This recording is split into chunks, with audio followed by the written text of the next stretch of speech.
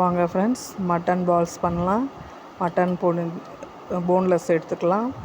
அதுக்கப்புறம் அதை மிக்சியில் போட்டு எடுத்துக்கலாம். உடச்சக்கடலை, பட்டை, லவங்கம் எல்லாம் எடுத்து அதை கொஞ்சம் பவுட்ரு பண்ணி அதோடு சேர்த்துப்போம். வெங்காயம், பச்சை மிளகா, கருவேப்பிலை, கொத்தமல்லி எல்லாம் ஆட் பண்ணிப்போம்.